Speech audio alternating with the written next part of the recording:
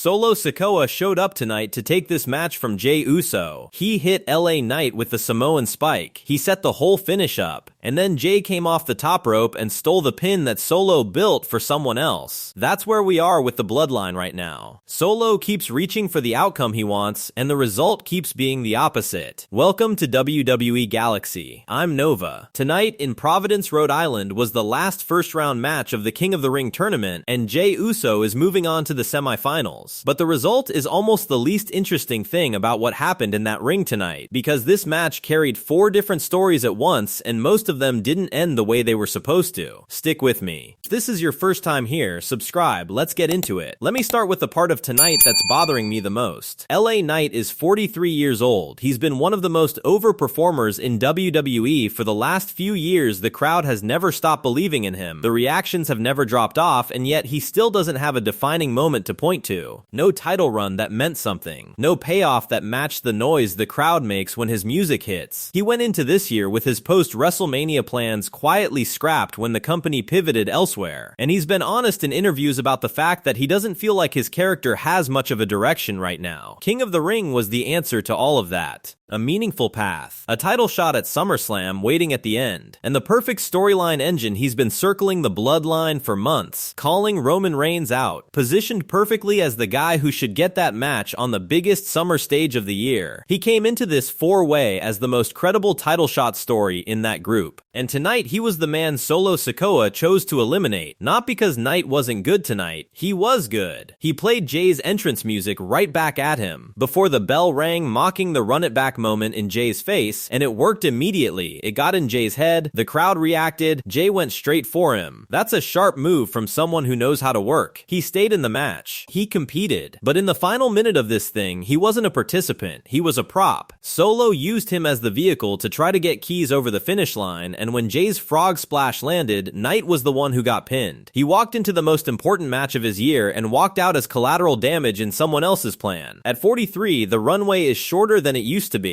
Tonight didn't help. Here's something worth sitting with. Royce Keys had the best performance in this match, and he's the one going home. For a significant stretch of this 4-way, Keys was running through everyone. He is a physical monster. The size difference between him and the other 3 men was real and visible, and he didn't waste it. He was catching people mid-air off dives and planting them on the apron. He was going face-to-face with Jey Uso on the floor without a second of hesitation while Solo walked down the aisle to back him up. At one point, the only way the other 3 could deal with him was to temporarily stop fighting each other and triple powerbomb him through the announce table. That's when you know someone is the problem. When your opponents have to form a temporary alliance just to handle you. He came back from that. Because of course he did. He pulled Finn Balor off a pin. He was still the last man standing when the match reached its final sequence. And then Solo gave him the Samoan spike set up on Knight. Keys followed it with the ultimate spinebuster. And Jey was faster off the top rope. Keys came into tonight as the man Solo is trying to build. He left as the best performer in a match he didn't win undone, not by anything his opponents did to him, but by interference from the exact person trying to help him. That's a difficult story to sit in. But here's the thing about that position. Sometimes the best thing that can happen to a guy is being the person who clearly should have won. The audience saw it. The performance was there. What happens next for Royce Keys is worth watching, because tonight made a case for him that the win wouldn't have made any louder. Both Jey Uso and Solo Sikoa were at ringside for this match, on opposite sides of the ring, watching the same 4-way, wanting completely different outcomes. That's the Bloodline right now. The same family, split down the middle, showing up to the same matches and pulling in opposite directions. Jimmy is with Roman, Solo is building his own thing, and Jey is the prize they're both fighting over, except Jey isn't anybody's prize anymore. He stopped being that the moment he walked out on Roman the first time. Solo made his play in the final stretch. He came in off his spot at ringside, hit Knight with the Samoan spike, and handed Keys the setup to close the match. For about 2 seconds, it looked like it was going to work. Keys had the spinebuster down, was going for the cover, and the crowd knew exactly what was about to happen. Then Jey came off the top with the frog splash. Both Keys and Knight were down. Jey covered Knight. 3 count. Solo spent the whole match positioning himself to deliver the result he wanted, and the result he got was Jey Uso celebrating in the ring. That's where Solo is right now as a power player. player. Every time he reaches for control, the Uso family finds a way to make it go wrong for him. He's losing the chess match. He doesn't have the pieces he thought he had. Tonga Loa is gone. JC Mateo is gone. Tala Tonga is on the shelf. What Solo tried to do tonight with Keys is the move of a faction that's running out of resources and reaching for anything it can grab. He reached. It didn't land. It rarely does anymore. The semifinals are set. Obafemi vs. Dominic Mysterio on one side. Jey Uso vs. Javon Evans on the other. The finals happen at Night of Champions on June 27th in Riyadh. The King of the Ring earns a World Championship match at SummerSlam in Minneapolis. Evans is 22 years old. He advanced on the June 8th Raw in Paris, winning a four-way over Seth Rollins, Ricky Saints, and Tala Tonga in a match where the Vision spent most of the night trying to hand the result to someone else, and Evans capitalized anyway. He's been on the main roster for a short time, and he already looks like he belongs there fast, unpredictable, capable of moments that make you pay attention. This is not a soft semifinal matchup for Jey, and if Jey gets through, if he actually wins this tournament, the match he's pointed toward all summer is Cody Rhodes for the WWE Championship. Think about what that is. Cody Rhodes ended the Roman Reigns era. That's what he represents and always will. The man who beat the tribal chief after 4 years of that title running through the same family, who gave the championship back to the people who believed it could happen. And Jey Uso? He spent years inside that same bloodline, on the wrong side of that story, sitting at the table that Roman ran. He eventually walked away, rebuilt himself on his own terms, became someone the crowd loves because of who he is, not because of whose cousin he is. Jey Uso challenging Cody Rhodes for the WWE Championship at SummerSlam isn't just a match. It's the end of a long personal arc playing out on the biggest summer stage in the company. Two men whose entire careers have moved through the same gravity, finally facing each other for the title that used to define the family Jey left behind. Tonight was step one. Solo tried to close that door and ended up holding it open. I want your answer in the comments. Jey Uso versus Javon Evans in the semifinal who actually advances? Because Evans has been the kind of guy who wins matches he isn't supposed to win, and Jey is carrying the weight of the biggest potential story in this tournament. That semifinal is not as predictable as it looks on paper. Drop it below, like the video, subscribe to WWE Galaxy for takes straight after the show every week. I'm Nova, I'll see you next time.